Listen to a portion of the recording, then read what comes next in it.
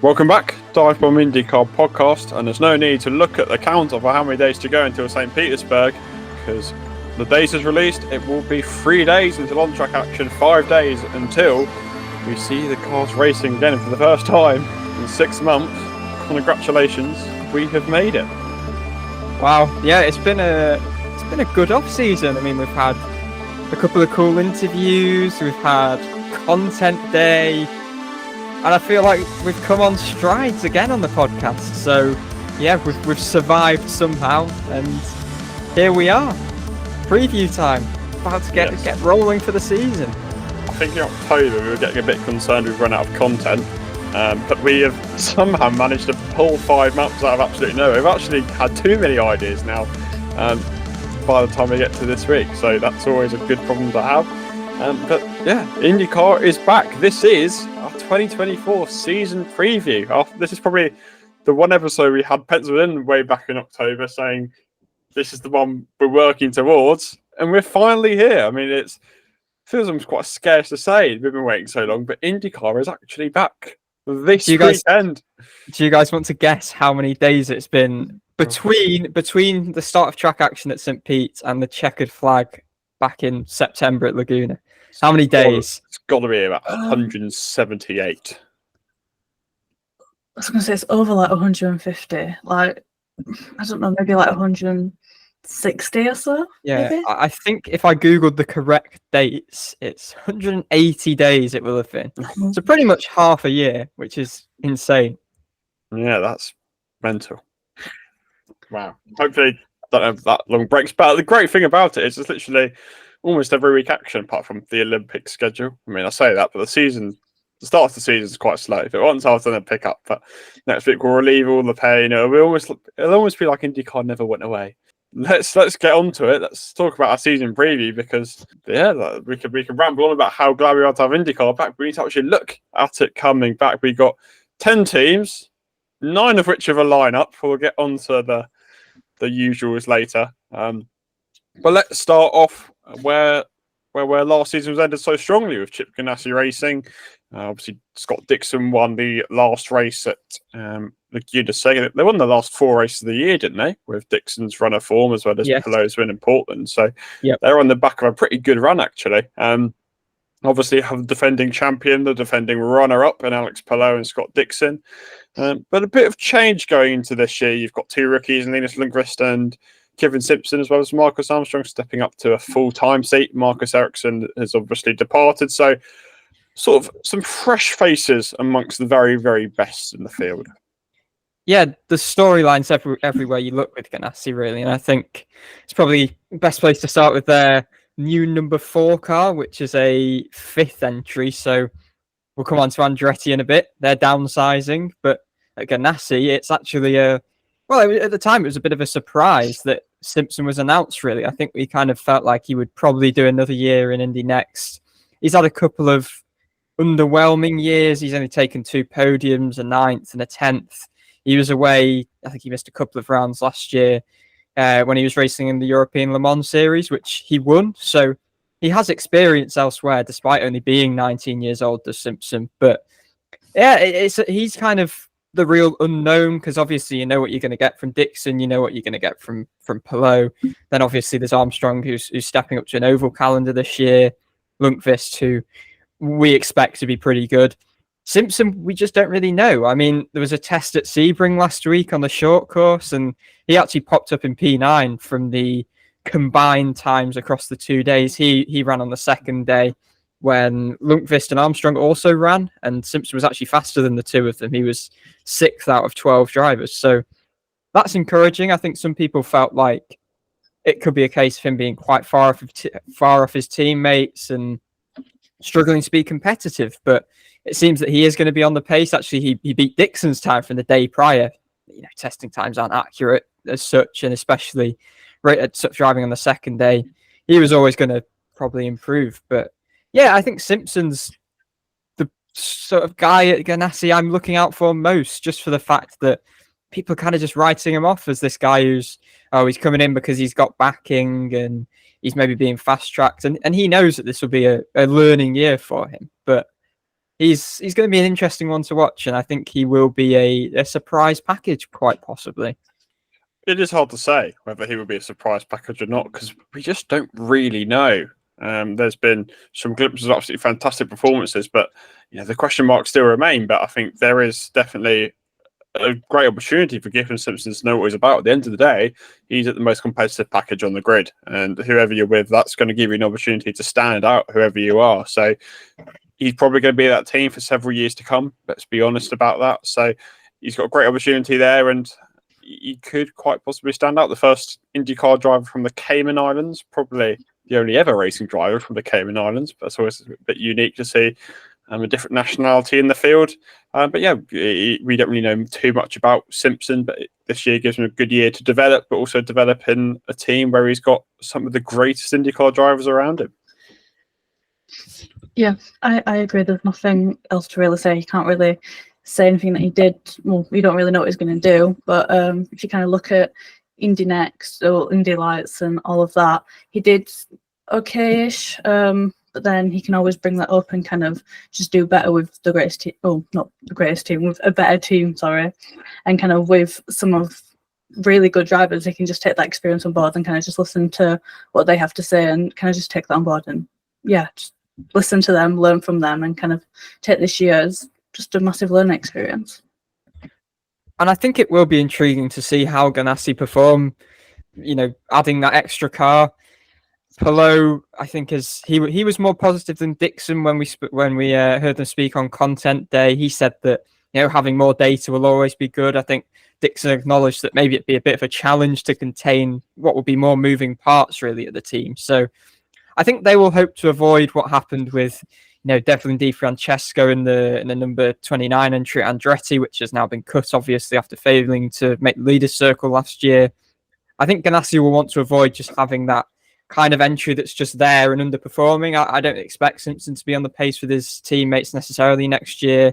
There's a lot of developing to do, but yeah, I think they'll be hoping that it doesn't turn out just to be like a 4-car team and then one of their entry that's kind of just there on the side, obviously.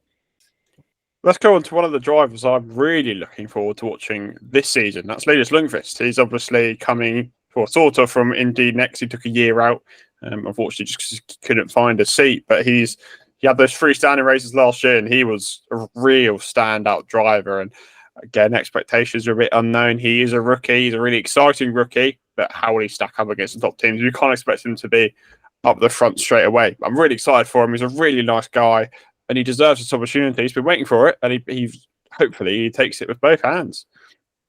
I mean, I think we're all in agreement that he should have been in IndyCar full-time last year, but he got that shot with Meyer Shank, did those 3 races. I think qualifying was where he impressed the most, either 11th or 12th in each of the 3 races.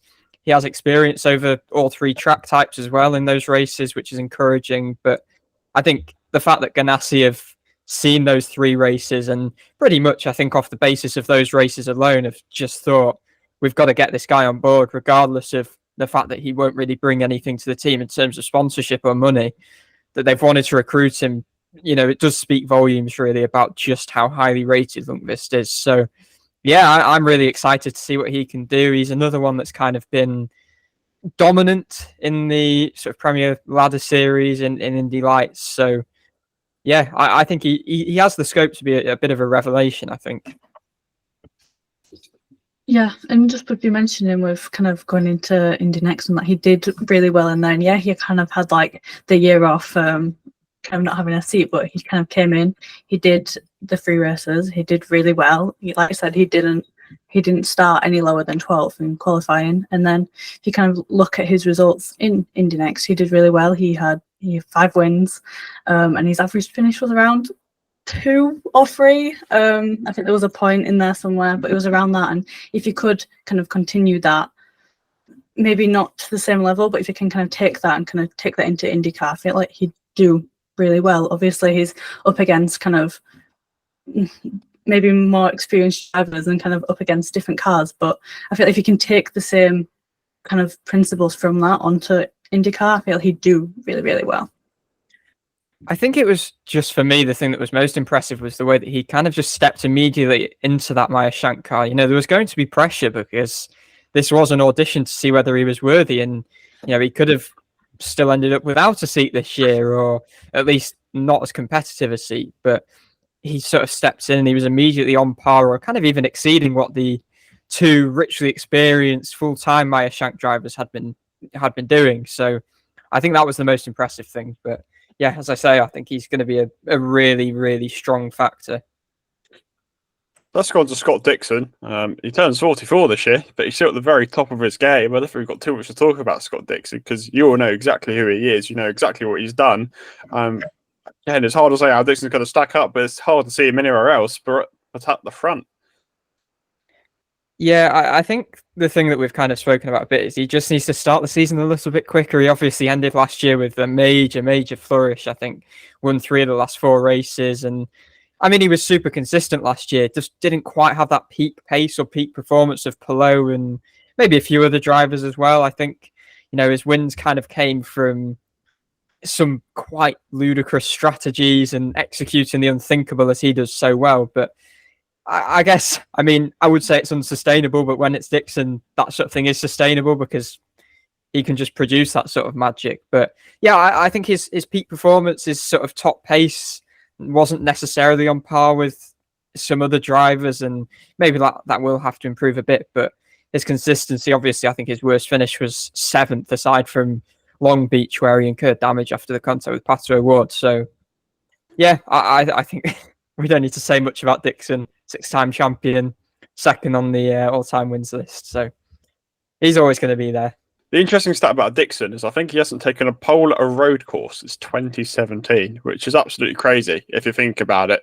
But it kind of shows what Scott Dixon's all about. He's not necessarily the quickest on any given weekend. He never really is.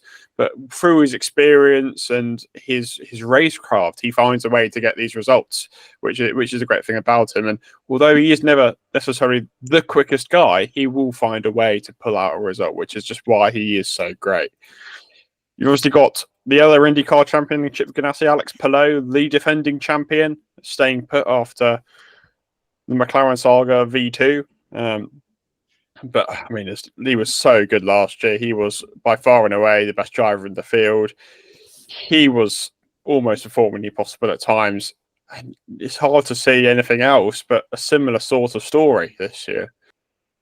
What can be said that's not already been said about Palou, really? It was sublime last year. Obviously, a worse race finish of 8th. And his average finish, we went through this on the review of last season. His average finish was 3.7, which is just it's ridiculous when you really consider it. And that is 3.3 positions better off than 3rd place in the championship, Scott McLaughlin, which is just, it speaks volumes, really. He was on the podium 10 times in the 17 races. He could have had five race wins in a row in the mid-season if it wasn't for, the contact with VK in the pit lane at the 500 after he'd started on pole. So, yeah, superb. We spoke a little bit about it last week that, more short ovals on the calendar, especially late in the season. Not quite his strongest track yet, but again, he showed improvements there last year.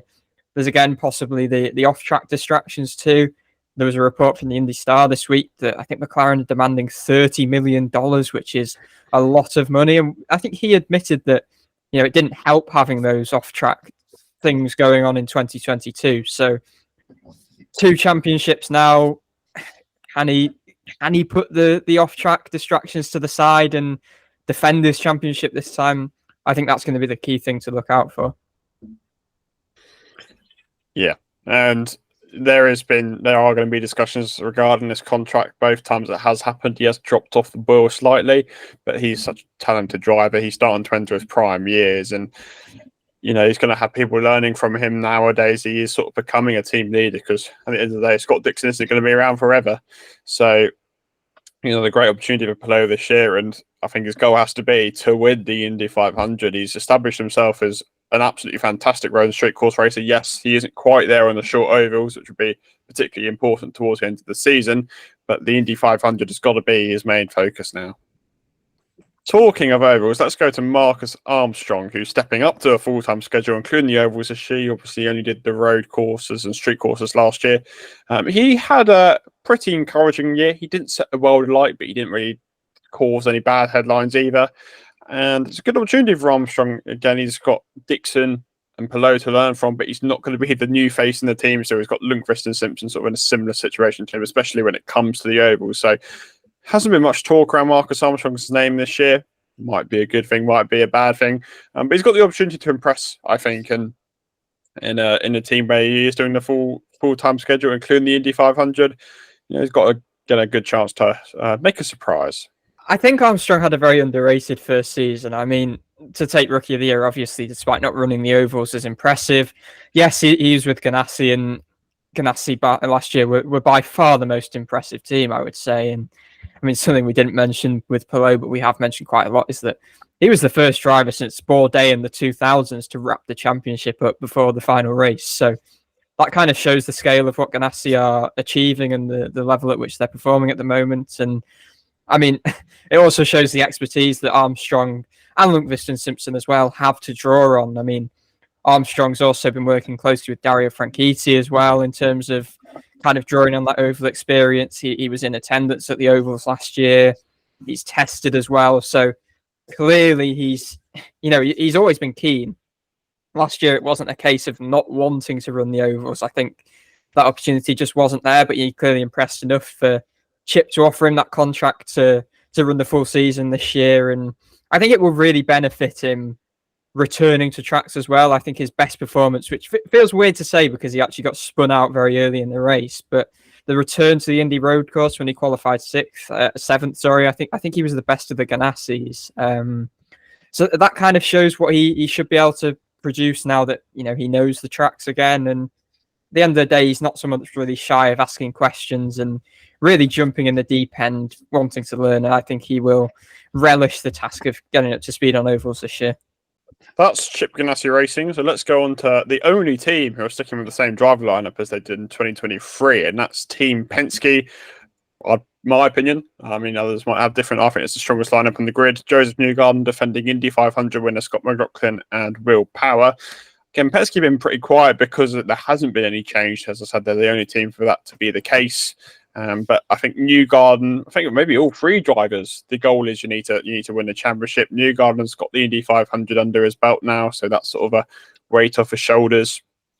Maybe looking forward to the return of Milwaukee. And again, that could be something that benefits the team. They've been really strong on short ovals, all three drivers, towards the end of the season. But continuity at Team Penske for 2024 and a strong lineup at that. I think you're probably right in saying they're the strongest lineup. I know we've kind of had this discussion before off recording that Ganassi have obviously got Dixon, Palou, the top two in the championship from last year. But I think looking at an entire lineup, Penske probably are the strongest. And to kick things off with Newgarden, I mean, he always has a shot and he's always up there. He's been inside the top 5 every year since 2015 in the championship. So he's always going to be a factor. And last year actually ended a 3-year run of finishing second following his last championship in 2019, which came before the aero screen. So he's not won a championship since the aero screen came in. But I mean, I think the issue with Penske as a whole last year was, well, maybe excluding McLaughlin, who was super impressive in only his 3rd year, was just their road and street course form. They're a little bit inconsistent. Some, especially Newgarden and Power, really struggled to kind of get stuff hooked up in qualifying. However, look at ovals and they were pretty imperious. I think Newgarden obviously in particular won the first 4. Gateway didn't quite go his way, but I think Penske now, considering the fact there are two more oval races on the schedule, especially as we've said, the real run-in when it really, really matters late in the season, the 6 of the 8 oval races, I think it'll all work in Penske's favour and it'll really work in Newgarden's favour. I mean, he's had an off-season of kind of resetting. I mean, it's been noticed that he's now unfollowed everyone on Instagram, so he's taking this kind of revised approach. I don't even know if it's just, I think it's everywhere, to be honest. He doesn't follow anyone on anything. So that he's taking this kind of revised approach quite seriously. He's kind of slimming down on his off-track sort of just focuses because he really wants to get back to just enjoying his racing and that being primary, foremost, top of his list. And I think he's quite a prospect this year because he's very motivated. And obviously come May as well, he doesn't have the pressure of never having won a 500 anymore. McLaughlin's done the other one out in that sense, which was a bit weird. But again, I think you're looking at him. He's got another good shot this year. He's really impressed in his 3 seasons. He's sort of built continually each season. And yeah, another great chance. I think he'll want to see himself as a championship contender this year. I mean, a lot of drivers do, but I think McLaughlin's now at the stage where he is ready to step up to be a championship contender. And then you've got Will Power, who obviously had a bit of a difficult year last year, but off-track situations are back to normal, and he's got a good chance at trying to redeem himself from the difficult year he had last year.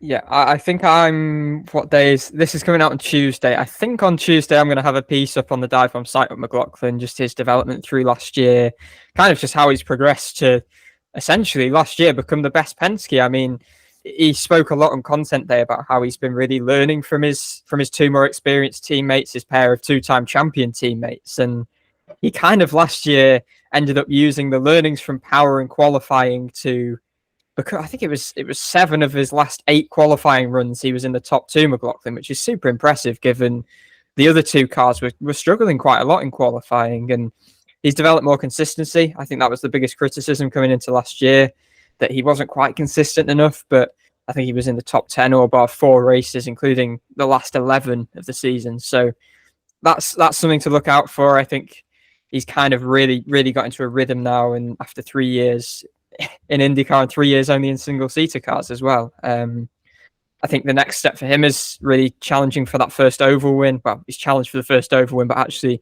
kind of getting over the line and then like on an oval. And yeah, you mentioned Power as well. He obviously had off-track issues that kind of unsettled him ever since sort of the start of the 2023 season. His wife, Liz, had some quite serious health problems, but that's all solved now, and that's kind of, it means he's had a better preparation and he can kind of continue the focus being predominantly on track again, which is not something that was all that possible at all times last year. I mean, he still had the headlines like sweeping poles at Iowa again, but other than that, he was quite uncharacteristically off the pace sometimes in qualifying. Didn't really live up to his king of qualifying status. So yeah, I think he'll be wanting to improve. The team will be wanting to improve road and street course form generally, but oval form's been brilliant regardless.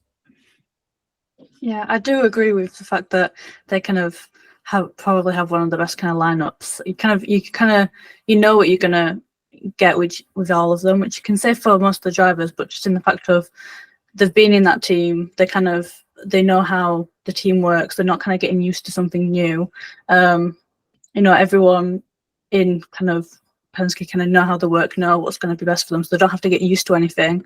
And I think they're all our contenders for to just be in the championship battle. I think they're all really strong, and I don't think there's not one of them that you can't kind of say is not going to be in that fight. So yeah, I mean, I think one interesting thing with Power as well will be, there was a lot of credit for him in 2022 about his really kind of revised attitude. He was a lot calmer, and that made him a lot more consistent. And obviously, last year it was quite hard to judge. I think there were still a few moments where you felt like he was, maybe his attitude had reverted a little bit back. But obviously, with all the off-track stresses, it's kind of hard to judge. So I feel like this is the first year that Power really will come in as properly 2-time champion Will Power, where he's properly able to knuckle down and kind of, just purely focus on track, and he just comes in so much better prepared. So they're going to be a force to be reckoned with, I think, Penske.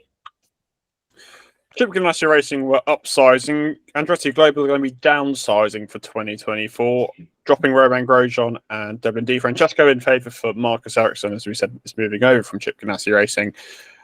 Carl Kirkwood and Colton Herta staying put, 2 bright stars for the future, sort of Andretti's mainstay. They need to be keeping hold of them.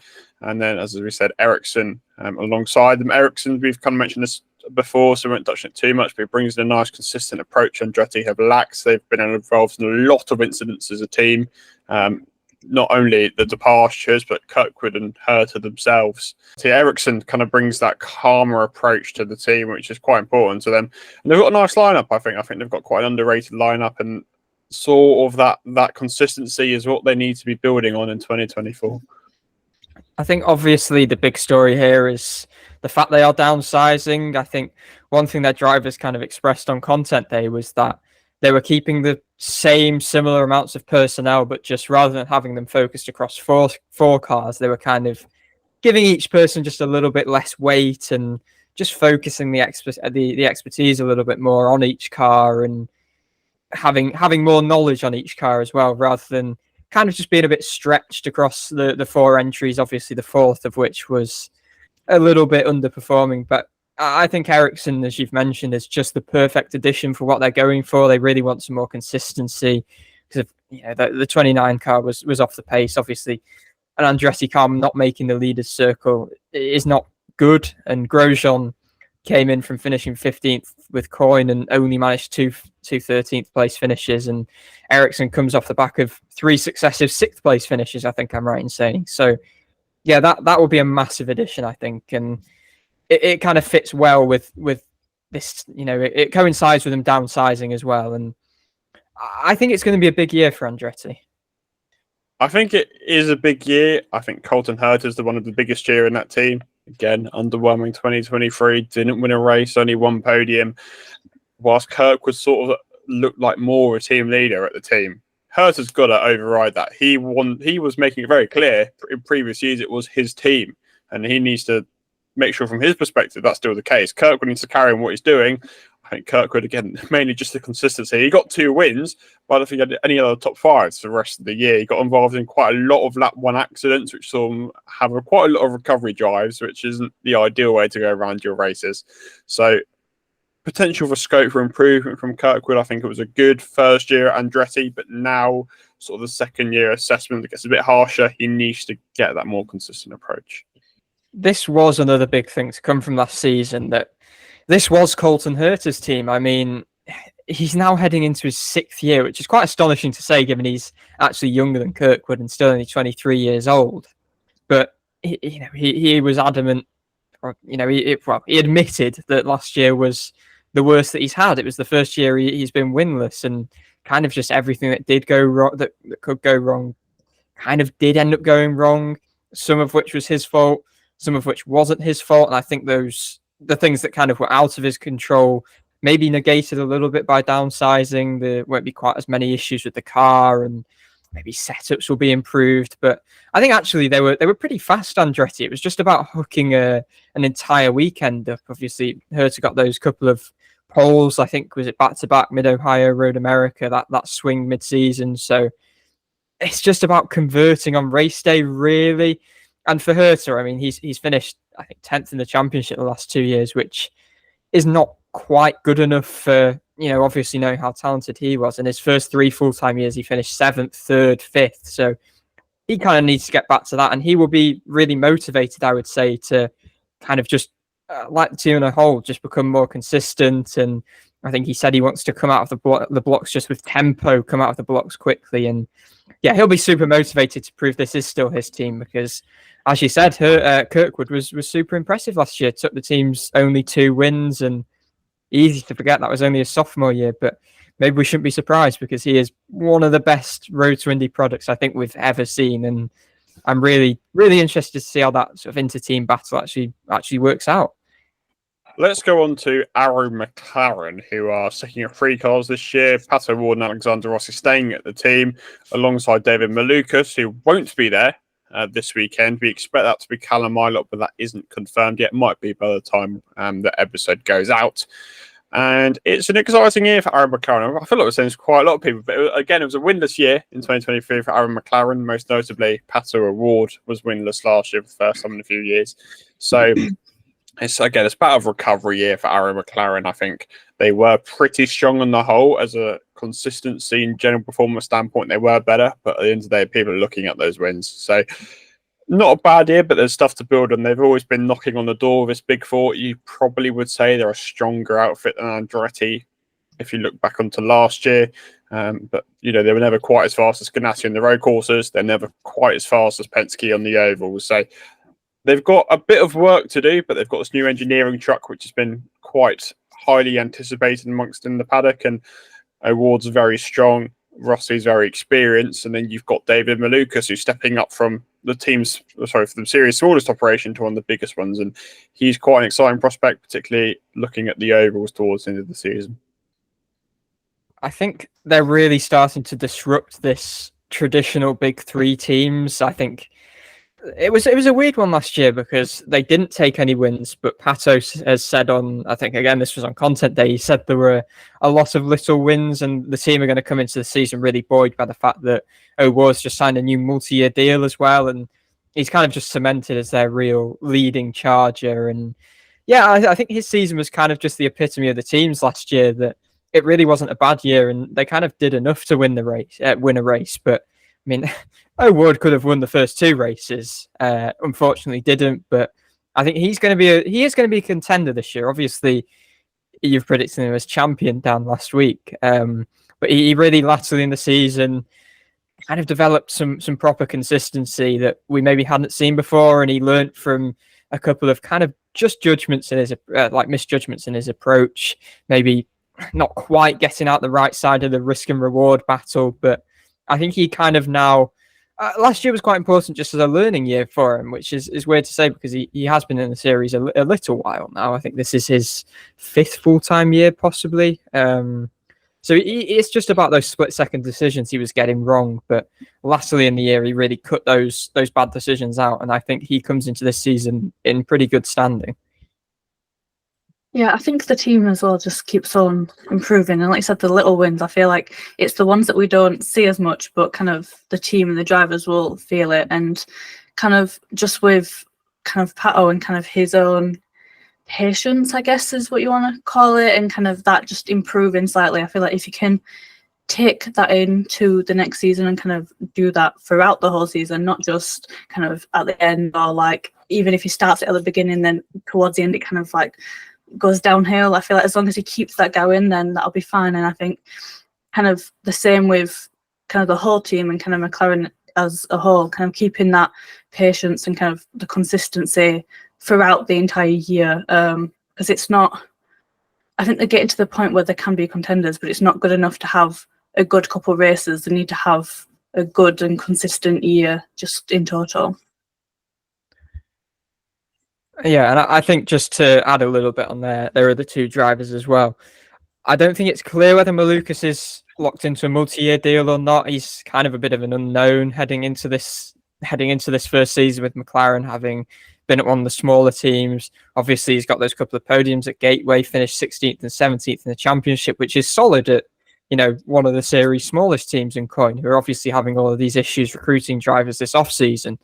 But yeah, it's kind of hard to know where Malukas is. We've spoken a lot about him recently, obviously, with his little layoff now, having had that mountain bike accident. But I think it's even more crucial, really, for Rossi this year. I believe is his contract up at the end of this year.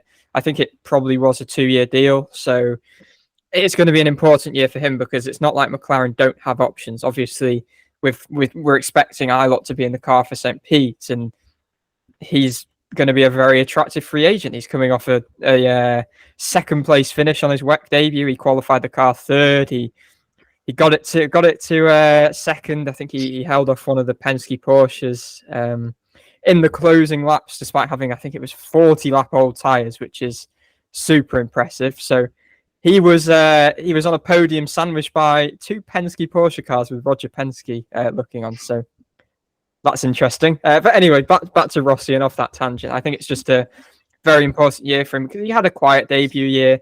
I think it was 11 top 10s if I counted them correctly, which isn't bad. He was reliable, but I think he just needs to make that extra step up. And I mean, he's only won one race since 2019 with Andretti back in 2022. So he really needs to get back in the winner's circle, which is no mean feat. I mean, it's very difficult in such a competitive championship, but it's a big year for Rossi.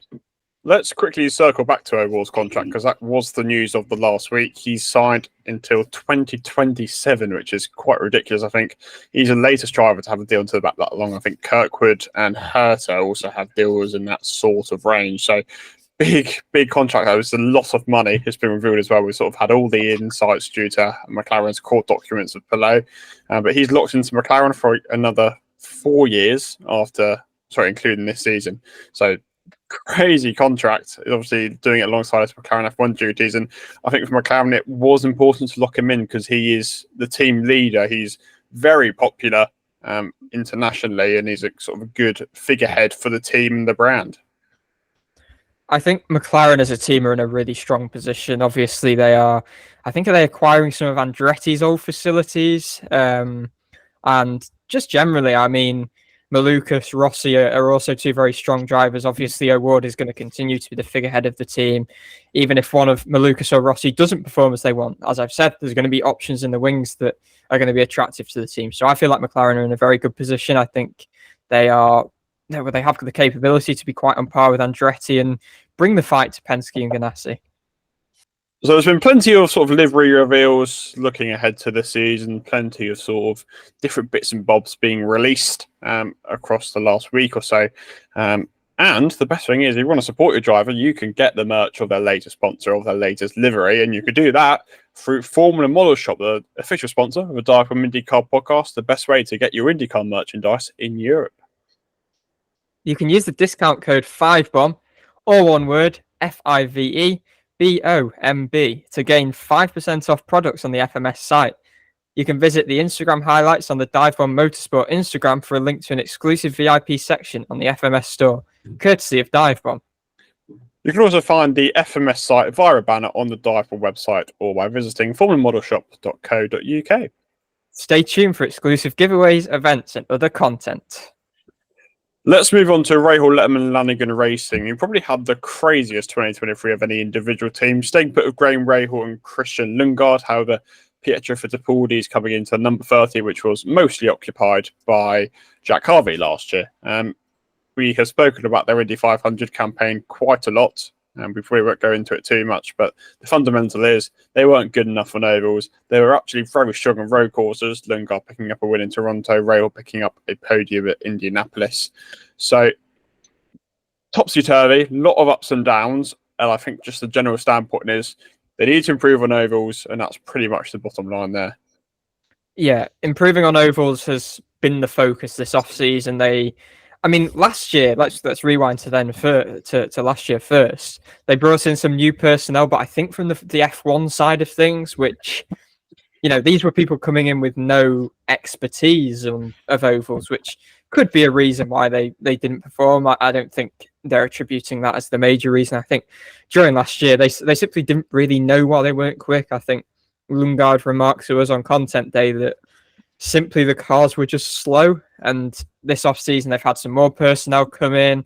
Lundgaard and Rahal have both sort of preliminarily said that they feel like these personnel that have come in have had a positive impact, and they are, I would say, quietly confident that maybe they will have had a bit of an upturn on ovals, which has just been the big focus really this off-season.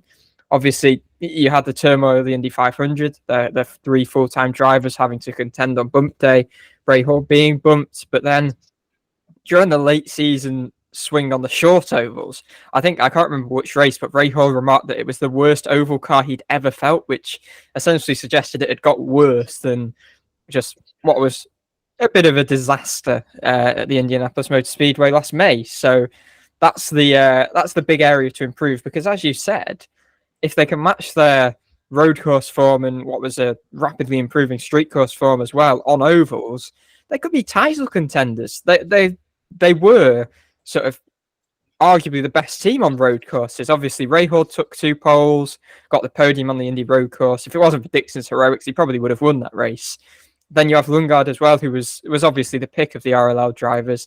He took a further pole on a road course, but then also took that Toronto pole and just swept that entire weekend. And the team's one win and Lundgaard's first win ultimately came on a street course. So, he comes into the season with a lot of momentum, Lundgaard. He finished 8th, and that was without any real sort of performance level on ovals. And he said that in terms of ovals, he's kind of looked at himself, but he believes that he's been on par with Rahal, which is an achievement, because he's an experienced driver who has shown he is a capable oval driver. So I think Lundgaard is really one to watch. And if RLL can't see an upturn on ovals this year, I don't know whether his contract's up at the end of this year or whether he's got another year. You don't tend to know really. But if he becomes a free agent next summer, I think there will be an awful lot of teams interested in Christian Lundgaard.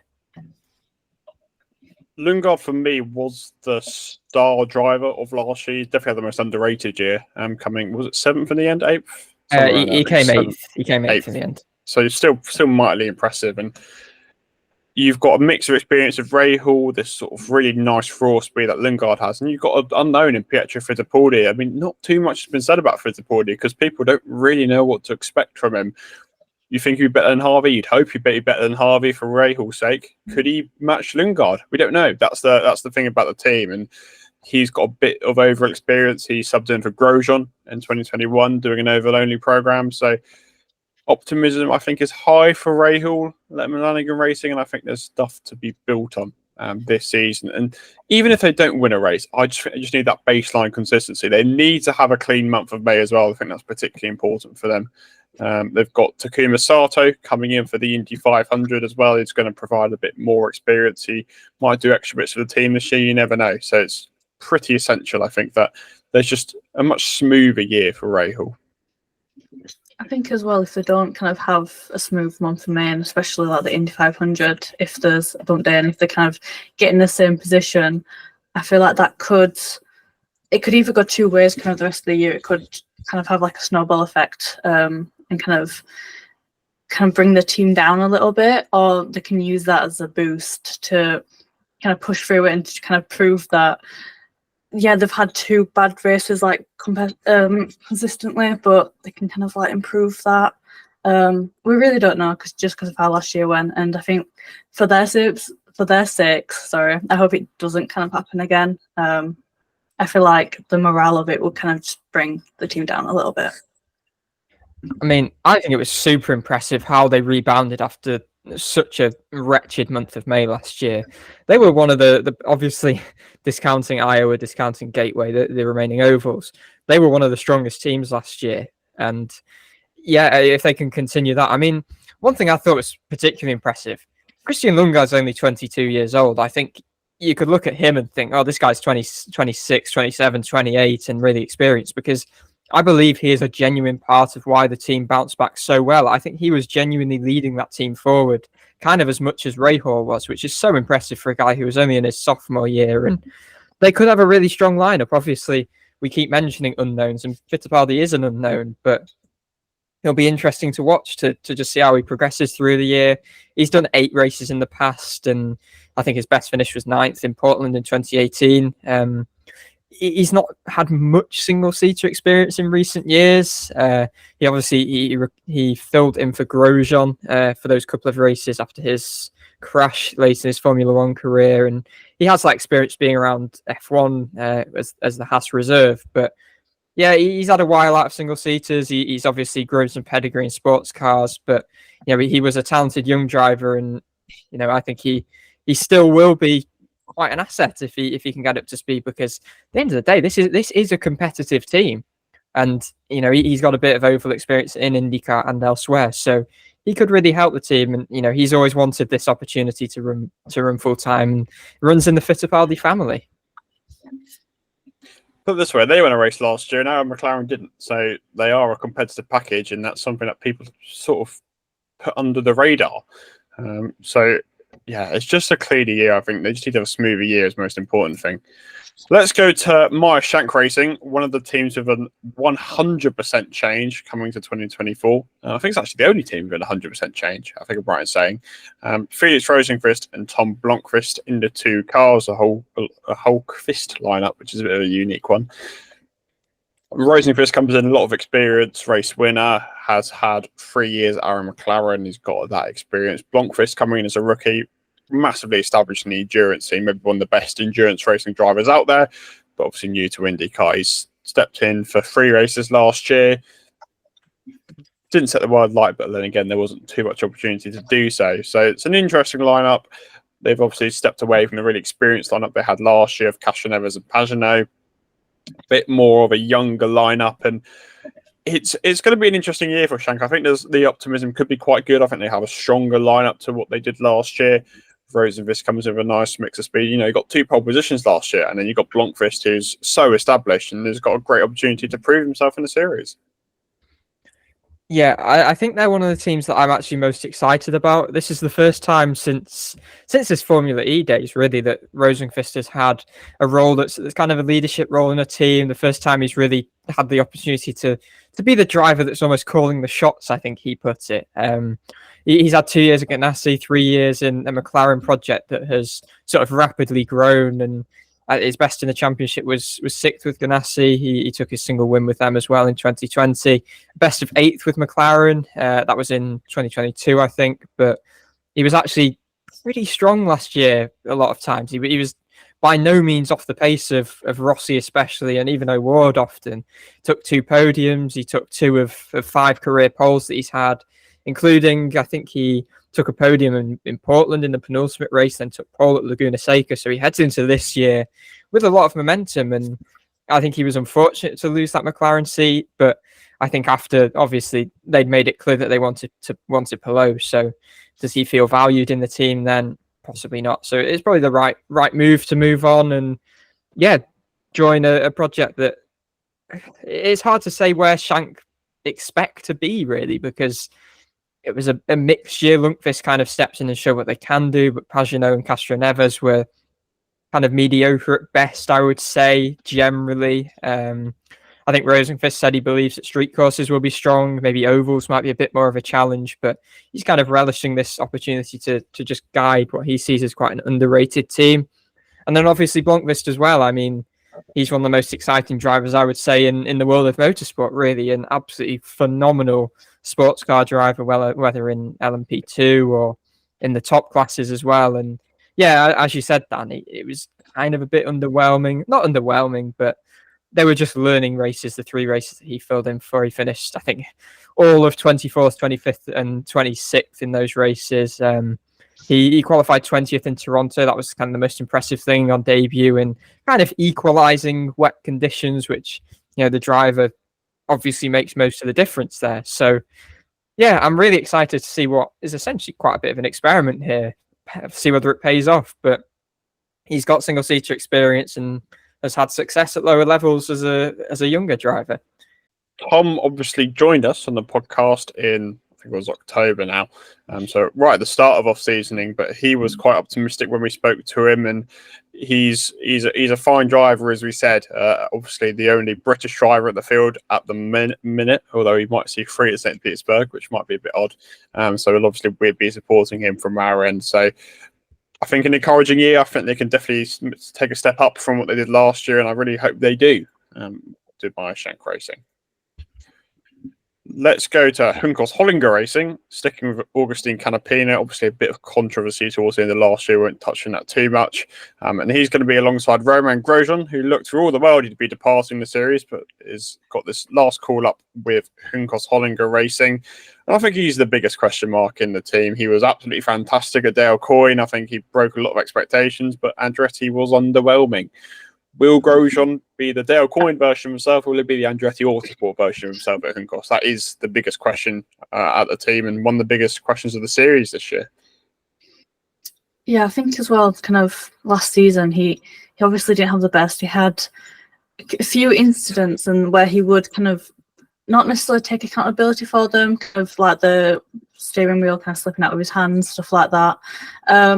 And like I said, he did all right at Dale Coyne, and maybe just kind of going to Andretti. Maybe it was the pressure of it. Maybe it was too much at the wrong time or something. We honestly have no idea. It was just, he was doing really well, and then he kind of got up to a top seat, and then he was not as we expected him to kind of be. But I'm kind of hoping that if he goes all the way, well, not all the way down, but if he kind of goes to a team that isn't kind of Andretti, maybe he'll have the right systems around him, maybe, or like just not have as much pressure around him and just do better than he did last season.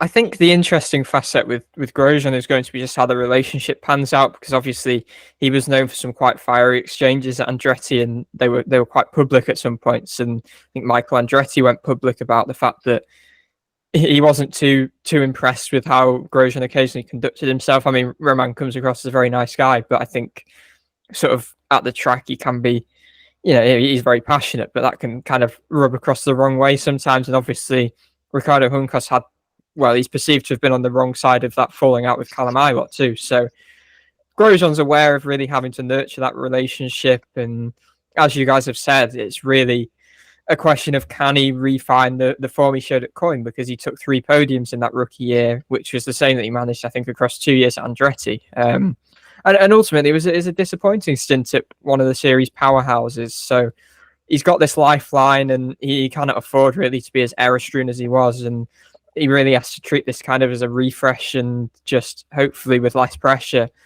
he can relish it, because he's a big asset to the series and brings a lot of people into the series because he's a popular guy, obviously, from his time in F1. And yeah, he joins Canapino, who was arguably the revelation of the 2023 season. Really came in kind of an unknown. No one really knew much about his background in touring cars in his native Argentina. And to be fair to him, he was right on the pace. And in the Rookie of the Year standings, finished ahead of Stingray Robb and Benjamin Pedersen, who both had experience on similar tracks to those that have been driven on some of the same tracks from the road to Indy. So yeah, he was really impressive, the way that he was competitive kind of on the outset, from the outset, even on ovals, which he had no experience of before. So yeah, I'm glad a deal was sorted there, because he was an exciting kind of addition to the series last year.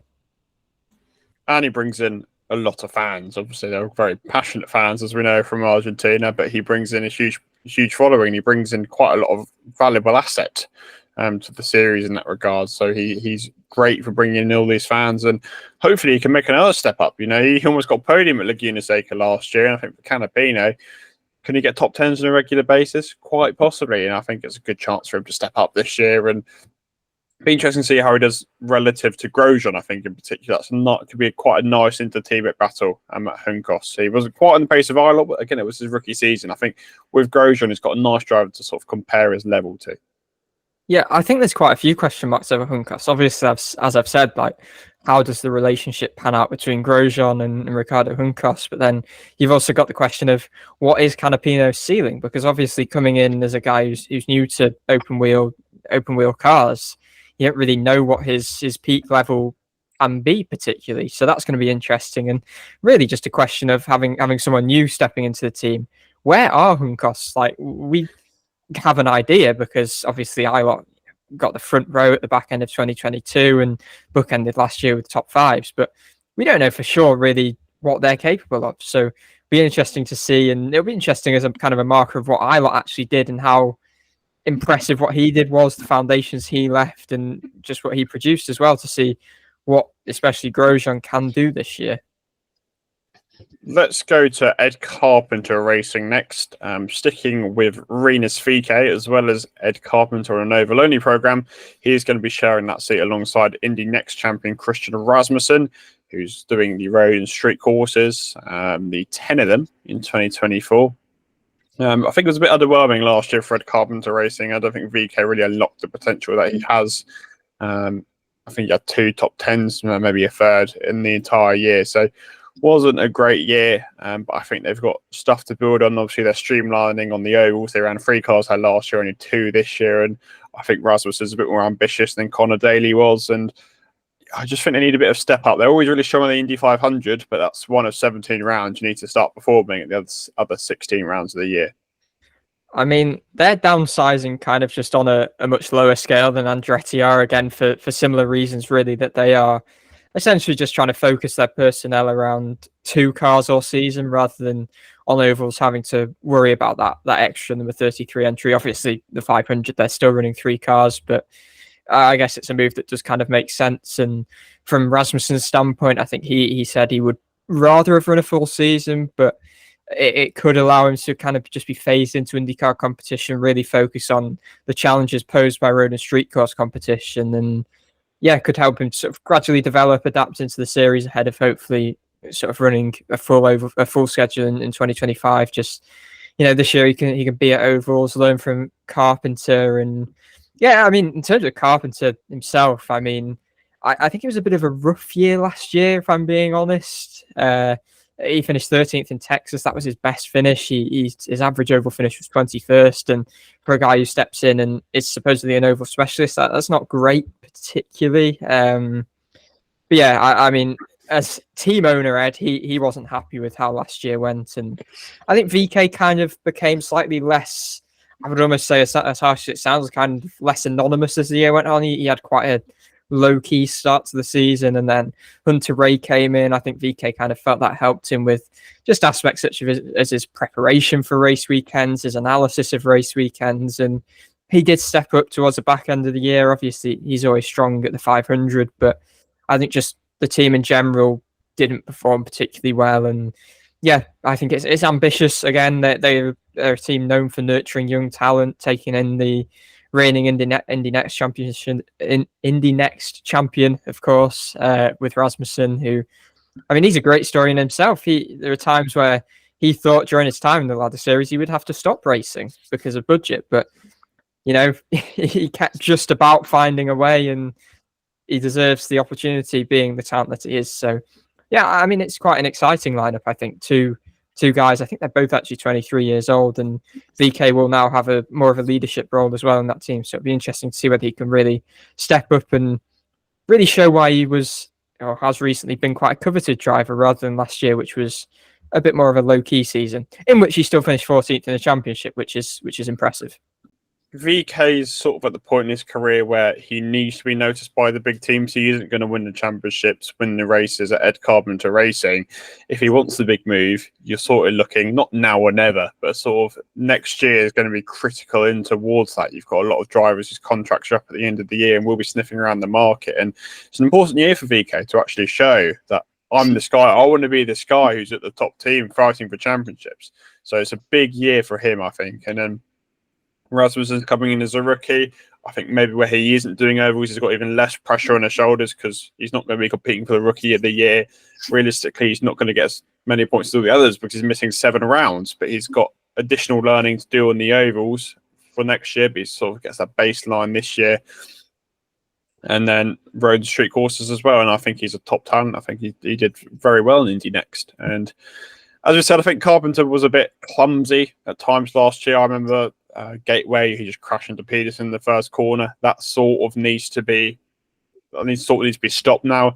They're competing in a car together for the leader circle, and I think for a team like Ed Carpenter Racing, it's important you get in that top 22 in the car standing. So I think between Rasmussen and Carpenter, they need to be aiming towards that, because where Rasmussen's a rookie and Carpenter's only doing 7 races, they've got to work together to make that a possibility.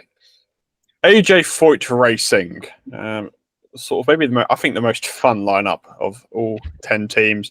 Santino Ferrucci and Stingray Robb, who's obviously moving over from Dale Coyne Racing. AJ Foyt Racing, you don't need any introductions on how strong they were at the 500 last year. Ferrucci finished third, and even he was actually pretty disappointed at the outcome of that.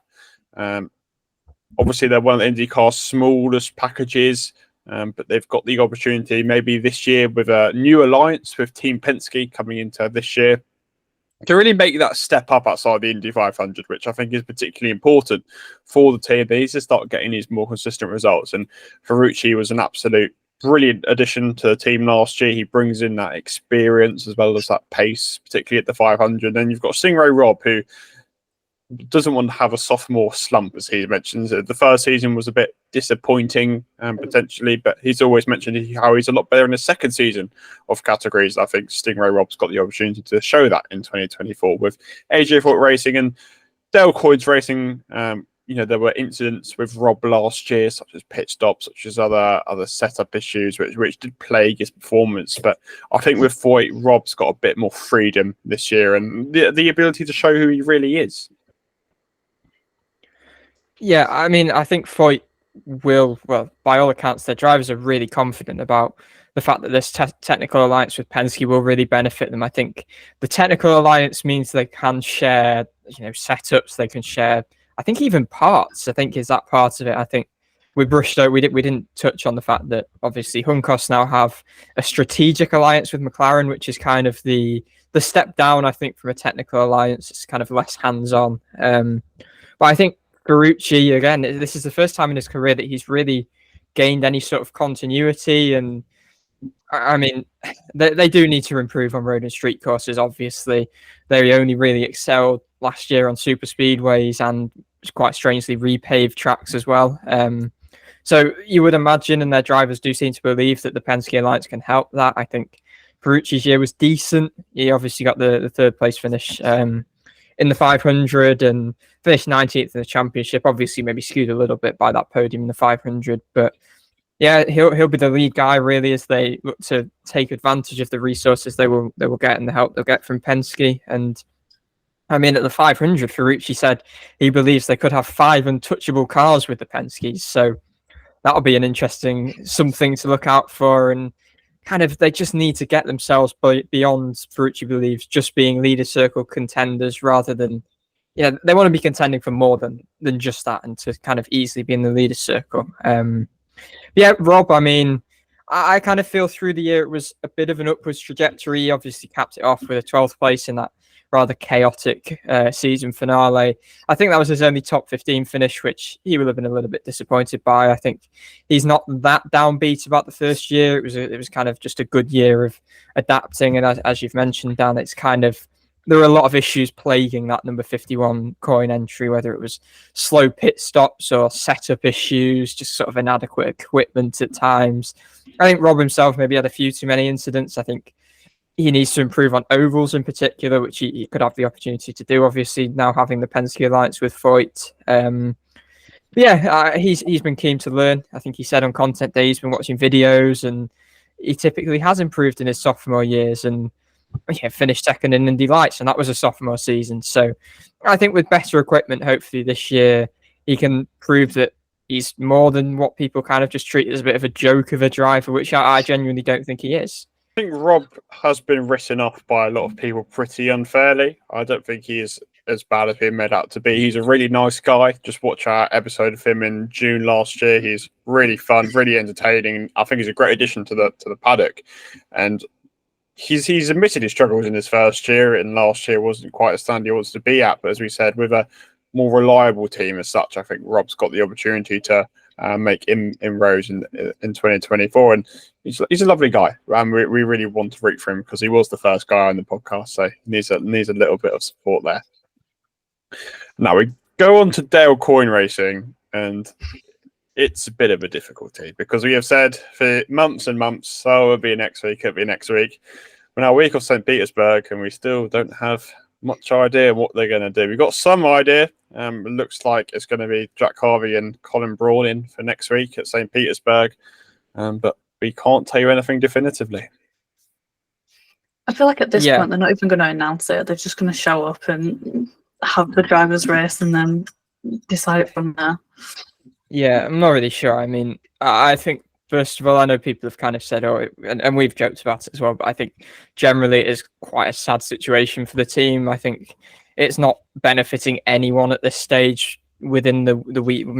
Maybe they will know now, but clearly even heading into the test at Sebring last week, they had to announce their drivers for the test because they didn't know even who would be testing with them there. They didn't know who was going to be at the previous test at Homestead until just before it. So there's just so much uncertainty. It's not helpful to the crew there. I mean, they don't even, as a team, they probably don't even know who's going to be assigned to what car. And for the crew, it must be a nightmare not knowing who your drivers are going to be. And just for the team, it's just a dreadful situation, really. And I feel really sorry for everyone involved. I don't know the ins and outs of it, and maybe it will come out. But yeah, it's a difficult situation. And the test last week, both of their drivers were last. The days they competed, actually, Braun managed, he ran on the second day where the track was a bit faster, but he actually managed a quicker time than Harvey. I think he was about half a second off the pace in 12th of the 12 drivers that ran on the second day. I think, he was about half a second off 11th, but for his first ever day in an IndyCar, that was super impressive actually for Braun. So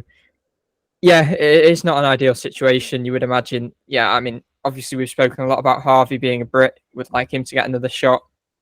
Don't feel like his time at RLL was really representative of how good he is. He obviously showed at Meyer Shank that he's a very competent driver, and I'd like to see him get that chance. He looks like he might get that chance. But they're just really, really behind, I think, Coyne. And they'll be a good team to root for this year because I think any sort of success for them will... I mean, even getting inside the top 20 at this rate will be a success for them in any given race because they're just coming into the season really on the back foot. And yeah, I really wish them the best and hope things kind of do get sorted out. And they can have a bit of a smoother season than it looks like they could have. Yeah, I mean, it is a bit of a nightmare. If you have natural drivers, you're not going to have the time to sort out your sponsors. Sponsors, you can't make the race suits, the helmets, the apparel for the teams, and that uncertainty can't be great as a team member. It was fun to joke about because it was always going to happen. But now a week off St. Petersburg, it is sort of at the stage where you do feel a bit sorry. What the future holds, we don't know whether that's going to be four drivers between the two cars, split programs, whatever the case. We don't really know. Will we know by the end of this week? We probably won't. I think I can probably see them announcing their drivers to St. Petersburg, and then we're left sort of another question mark after that. Might be on a race by race basis, which we really don't want to happen. So, best of luck to Coyne. By the time this episode comes out, we might actually know. To be fair, let's hope we do, because the longer the wait goes on, the more confusing it gets. So who knows what's happening with Coyne? Hopefully we'll find out soon. I think for everyone's benefit, we want to find out soon. And if they come in with Colin Braun, great, another IMSA driver with a lot of experience who could raise a few eyebrows. Jack Harvey could have another chance. There's been rumours about Catherine Legg doing an oval only program, which would be a welcome return, and Nolan Siegel even stepping up for a few races as they probably prepare him for what looks like a full-time assault in 2025. So who knows what the future holds? Hopefully we'll find out soon. Stay tuned on Dive from Socials to find out what the outcome is, but at this stage we don't really know. So we got confirmation from IndyCar the last few days, and I've got a piece up on the DIVEBOMB site that goes into a bit more detail, just about a few rule and procedural changes, a few safety amendments to the car, and other things. So the first thing, kind of procedurally, was that at St. Pete there will be a different practice format where essentially there will be a 20-minute all-car session, but then for the remainder of that practice session there will be, I think, the field will be split into two groups, and they'll each get 2 10-minute sessions, basically alternating to end the session. So I think if I've kind of interpreted it all correctly, each driver will get 40 minutes on track. I don't know, what do you guys think of those changes? Is it something that will work? I think it certainly reduces the practice time they get in first practice. I don't know. It's only a trial for now. It's not something that's going to be implemented necessarily elsewhere if it doesn't go well. I think the basis is due to tyre allocations. They don't really go out anyway, so the practice time per drive is pretty similar. It's a trial. If it goes wrong, if it doesn't work, oh well, there's only a trial, and at the end of the day, it might work, it might not. Your sort of theory is if you're trying to do a long run in free practice 1, you don't really have the scope to do that if you're only doing it 10-minute intervals, but then again, you have practice 2 if you need to. So not really too sure about it. Again, I'm willing to give it a try. It's not really too much to say about it. Let's give it a try, see how it gets on. But if it works, great. If it doesn't work, no bother. No, I was going to say, I think my kind of view is the same. I think if it happens and it kind of works and it benefits people, then it should be good. But kind of if it doesn't benefit people, then they'll just take it away. I feel like it won't make that big of a difference, and if it does, they'll just get rid of it. Yeah, I think especially on street courses as well, maybe it can lead to more scope for drivers getting in clean laps. And yeah, I don't know really. I saw a few questions about the red flag procedures in this as well, and I think it just says the clock will stop at the first red flag in each of the segments. So that's that. I think the only other real big major rule change, obviously aside from the Indy 500, which they said they'll announce any updates for that kind of in due course, any specific details, because I know they've obviously been things emerged about the banning of multiple blocking moves, going below the line, extending from the pit lane attenuators. So that stuff will all kind of be confirmed in due course. But yeah, the only other thing is there being a designated restart line that will be placed in the final corner, before which drivers will not be able to pass and will have to remain in single file when after a caution. So I think that's fine. The Indy 500, there were issues of drivers jumping restarts, gaining an unfair advantage.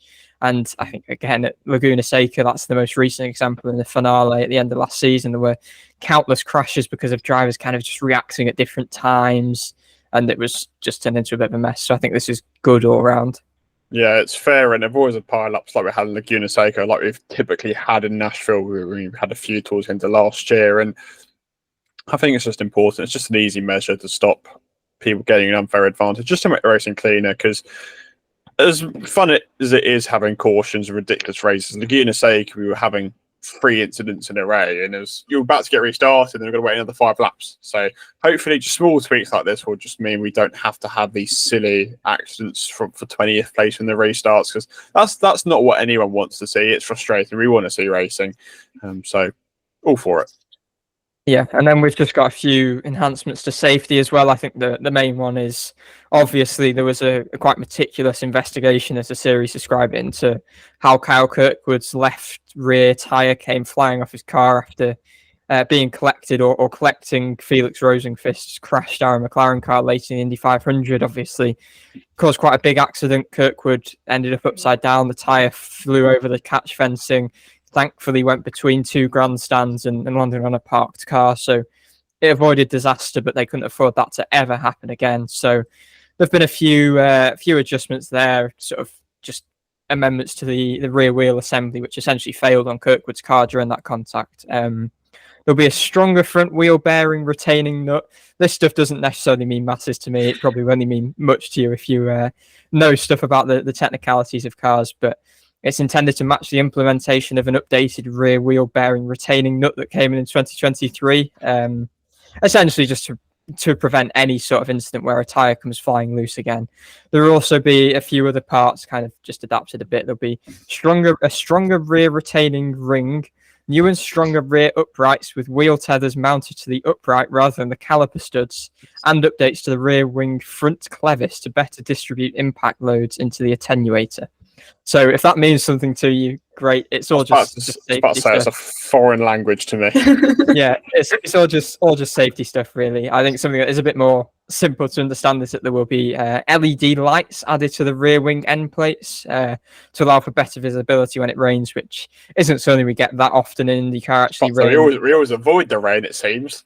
Yeah, somehow we get in practice sessions, but never in the race. Yeah, and then there's a few sort of climatic sort of related things. Brake rotors have been redesigned to improve cooling. There's an updated aero screen which is lightweight, which I'll come on to in a minute, but that features vents which are intended to increase driver cooling. We had quite a few instances, I think it was Nashville especially, where drivers have been sort of getting a bit of heat exhaustion, but there's going to be vents to increase cooling on the aero screen. There's a top front duct which directs air to the driver's chest, and then also on the aero screen there's some 3D printed ducting in rubber to prevent hand injuries. So yeah, that's all kind of safety stuff. There's not much more to say on that other than that. The only other major thing was lighter chassis components, which we kind of already knew about anyway, in anticipation for the hybrid, which is something to look out for later in the season when that's introduced. But these parts will be on the car, so in the early part of the season we could expect some track records. So there's a new magnesium gearbox casing and bell housing, which is lighter, and I think it's also the aero screen, as we said, I think that's coming in later in the season though. The lighter aero screen. I'll just try and find the GP, I think. It was the Indy GP, yeah, and will be used on, I think, only road and street courses, but it's a lighter aero screen that without the compromisation of safety and durability, essentially. So yeah, that's kind of that, really. Lighter aero screen, lighter gearbox, lighter bell housing, just in anticipation for the hybrid, which obviously is now being delayed. So we could get some track records before the hybrid is introduced post Indy 500. Let's have a quick look to St. Petersburg, because that is what's on next week. Early winner predictions. Early winner predictions. It's going to be someone from my my selection of drivers. Who did I put? I'm gonna say Kyle Kirkwood. I can't remember who I put on my list, and the only person I can remember is Alex Palou, so I'm going to say him. I'm going to say Colton Herter. With a bit of trepidation, I'm going to go Herter. Yes. We'll revisit this next week. Yeah. Anything else to predict? Podium, Fast Six? We should do like a Fast Six predictions tournament or something this year. Let's do it. This year, let's make a Fast Six. That doesn't work for ovals. For ovals, we'll do a top 6. Let's do a fast 6 prediction for every single race and top the total scores. So not in order. Does it have to be in order or not? No. That is far too hard. Right. Shall I go first? I'll go first. Go for it, Dan. Pato O'Ward, Alex Palou. I think those two would be fairly safe. Scott McLaughlin, Colton Herta. Now it's so hard. Marcus Ericsson, and let's go for willpower. I can't remember who I've said there. Herta, Ericsson, O'Ward, Palou, Power, McLaughlin. There we are. That's my 6. I'm going to go for Kirkwood and Herta as well.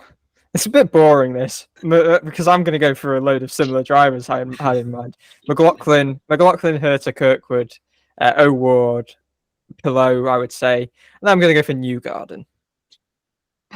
I'll go for some ones of Palou and Dixon. I also going to actually thought this through. Maybe Lundgaard, throw him in. Maybe the same as Jessica. Them 2, 3. Maybe Kirkwood as well. That's 4. I should have thought this through. Let me put Grosjean in. I don't know if he will, but throw him in. That's my bold choice. And then maybe Rossi. I don't know. That's my 6. Nice. Interesting. I'm trying to think, who did I go for again? Kirkwood, what did you back on that? O'Ward, Palou, Newgarden, McLaughlin. You know what? I'm going to revise Newgarden and say Iwat instead of Newgarden. Oh, he's going back. I mean, it hasn't even been confirmed yet, so you're going very bold. But yeah, I mean, it'd be pretty much confirmed. Probably be confirmed by the time it comes out, to be honest. So, yeah, I mean, Iwat's going to be quite fun. He's got a nice chance to prove himself. Everyone's a bit rusty. So, he's not going to be like he's going to be far off the pace. He's had a good week. I mean, we were discussing this on podcast. The 3 drivers we've interviewed so far, Bonkfist has had an absolute outstanding performance at Daytona. Ilott, an absolute outstanding performance at Qatar. So, Stingray Rob, his chance now. Is what we're saying. 2nd place in St. Petersburg for Stingray. Possibly. Let's hope so. Yeah, no, I'm super excited to see, providing he is confirmed, and yeah, as you said, maybe before the podcast is out as well. But yeah, no, I'm super excited to see what Ilott can deliver in some proper front-running machinery rather than Juncos, who just again keep using this, but a bit of an unknown quantity. We didn't quite know where they stack up. So yeah, it'll be good to see him, and maybe a bit of pressure on him to perform, but just go out there and kind of fly his trade, do what you can do, really, because we know he's super fast, and yeah, it'll be great to see. As chaotic as last year? I don't think we're going to have a car spinning in midair at the start. we had 2 cars go up in the air last year, didn't we? The Kirkwood one was bizarre. He kind of just drove over the back of VK, was it? Yeah. That was an interesting crash. Yeah, it was a crazy race. We had the iconic line, "Is it possible? No, it is not." McLaughlin and Grosjean. I mean, it was a really good race, actually, but all the crashes. Great race. Hopefully we're in for something again. Little podcast secrets, as I went to the track last year, not during the race, but just to walk around it, and it is boiling hot. Like, people speak about how hot it is. It's absolutely roasting on the track. So somewhere I've actually got a bit of Firestone tyre from like some race. I don't know how long ago, maybe 10 years ago, maybe last year, whenever it was. But yeah, it's boiling hot. You can walk most of the track in St. Petersburg, bar the airport, unsurprisingly. I don't think they can allow pedestrians to walk on the runway. But yeah, I'm looking forward. I mean, it's a bit. I always think it's a bit weird. IndyCar just race on a runway once a year, but I mean that's what makes the series so great. Yeah, it's going to be great. I'm so excited. As we've said, it's been one very, very long off season, but it's pretty much time. It's pretty much time to rock and roll. It's time to go. It is. It's quite unbelievable. It doesn't quite feel surreal. I mean, to any F1 fans watching this, Bahrain wasn't particularly outstanding. So if you're looking for some proper racing action and unpredictability, IndyCar is your place to go to for this season. So give it a go. It's going to be good fun. I mean, you can tell we don't have any idea who's going to win next week. It's not like Verstappen's winning next week. We have no idea. So it's going to be good fun. I'm really looking forward. It's been a long off season, but then we've got 6 months. We've got 18 races in 6 months. So what's that, 3 a month? Once every week and a half, technically. Yeah. So, I mean, yes, it's double headers and that kind of skews it a bit. But yeah, it's going to be great fun. And then also we've got the $1 million challenge, which is also going to be another one to look forward to. Complete unknown there. So great stuff. Almost, I'm so happy. I'm so happy we made it here. Congratulations to us three, and congratulations to the viewers who've made it this far with us, who followed us on this journey of 6 months. What we thought would be endless pain. Off seasoning was an absolute blessing. What was our favourite off seasoning moment? Now we look back at the last 6 months. I mean, it's been a blast, to be fair. I mean, we've been provided with a lot of news. I mean, a lot of it. Favorite moments during the off season. I mean, the iLot interview was obviously a big one. I think content day as well. I think me and you, Dan, got combined. I think 14 questions in with drivers, which was quite an achievement. But I'm trying to think of off season episodes. Christmas special was very good. There was I did enjoy the Christmas special. The quiz where I guessed my score bang on. That was one of my favourite moments. I did enjoy the IndyCar 10th segment. That was very good. Yeah. I think I remember the IndyCar shop. Yeah, I remember back in October we had a particularly hectic week of news, and I was down on holiday in Cornwall and ended up recording at like 11 p.m. sat on a bed in my in our little holiday cottage place. so that's one of the episodes I remember more fondly. Just for context, we've actually had more episodes of not IndyCar racing than we have had with IndyCar racing on. But like just looking some of the highlights, Tom Gaymore, Tom Blomqvist. We did the unpopular opinions, reacted to all of them. The trivia challenge, Lee Diffie's best commentary moments. I think the best of 2023. That was a great episode. And obviously we had the sort of the Tenable. That was very fun. Loads of great off-seasoning moments. I mean, we'll try and keep that entertainment as strong for in-season. But, I mean, hopefully, fingers crossed, we've got a bit more to talk about as of next week. A bit disappointed if there isn't. Oh, it's going to be good. It's going to be great. Getting back to race reviews again. Yeah, it's going to feel weird. Hopefully, we haven't forgotten how to do them as of next week. Yeah, I keep thinking that. Yeah, I mean, we'll try our best, viewers and listeners, to muster together a race review, but I'm sure once IndyCar hits our screens, we won't be forgetting it at all. Yeah, for sure. I mean, keep an eye on the DIVEBOMB site as well. We've got we're going to try and get an article out a day.